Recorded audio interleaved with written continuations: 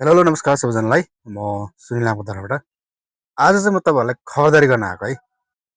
केमा खबरदारी भन्दाखेरि जति पनि मसँग चाहिँ जोडिनु भएको साथीहरू हुनुहुन्छ, प्राय मित्रहरूले चाहिँ के गर्नुहुन्छ भन्दाखेरि त्यो भिडियो फोटोमा चाहिँ सिर्फ लाइक लाइक मात्रै दिनुहुन्छ है। यो कुरा साँचो हो नि? किनभने मेरो त अब नोटिफिकेसनमा देखाउँछ कसले के गरेछ भनेर। त्यो गलत भयो है।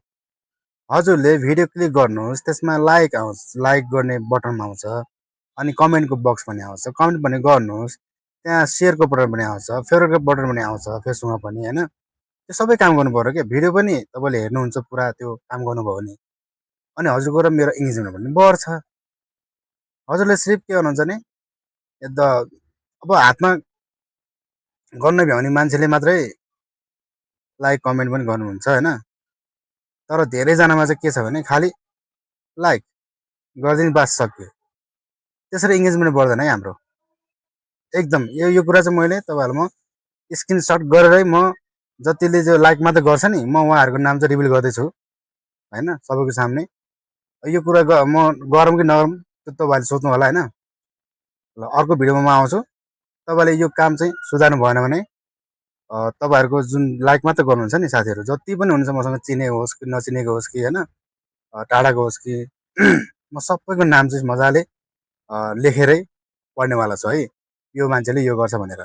र त्यो तपाईँहरू चाहिँ अलिकति सजग रहनु होला है त। म अब आजबाट मेरो काम सुरु हुन्छ। जसले लाइक मात्रै गर्नुहुन्छ म उहाँहरूको नाम फटाफट भन्ने छ है।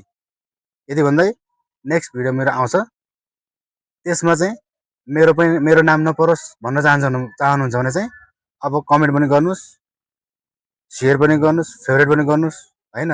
मिठो कमेन्ट लेख्नु पर्यो होइन, इमोजी फाल्नु भएन ल है त। यति भन्दै मैले यो भिडियो टुङ्ग्याउँछु। नेक्स्ट भिडियोमा कसको नाम आउन चाहनुहुन्न भने आजबाट काम सुरु गरिहाल्नुहोस्। हस् त, जय Nepal. Hello friends, good morning. I am going to make a new video on my YouTube channel, and please subscribe. Please subscribe. Subscribe. Subscribe. Please Subscribe. please subscribe.